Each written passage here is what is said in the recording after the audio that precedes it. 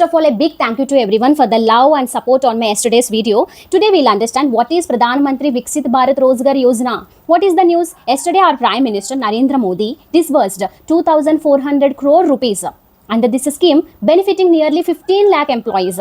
That too first-time employees only. Remember this. Save this reel because these schemes are very important for our UPSC, EPFO and other examinations also. So this scheme is called Employment Linked Incentive Scheme, Employment Generation Scheme. I hope you know the meaning. If not, no issue. It simply means when new formal jobs are created, the government provides incentives to both employees and employers. It is a central sector scheme under the Ministry of Labour and Employment, implemented through EPFO. So what is the implementing agency? EPFO. And what is the budget outlay? 99,446 crore rupees.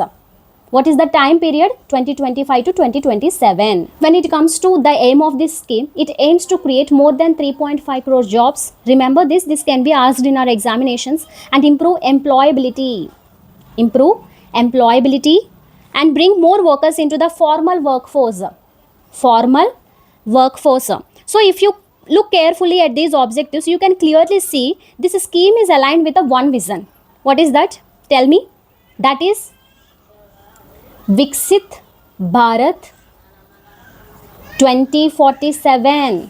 Right? Now look at the eligibility. This scheme is mainly for EPFO registered employees. That too new employees only. What is the salary limit? Up to 1 lakh rupees per month. And this scheme supports both employees and employees, right? And under this scheme, employees will get wage support of 15,000 rupees will be paid in 2 installments. One is after 6 months and another is after 12 months of continuous employment and completion of a financial literacy training. Now why is this? This is for financial skills. When it comes to employees also will get 3,000 rupees per month per employee. That means employees also will get incentives under this scheme when they create additional jobs. For 2 years. But here is a condition: if that job sustained for at least 6 months. Here is a note point. You must remember this. So far I said 2 years for general sectors.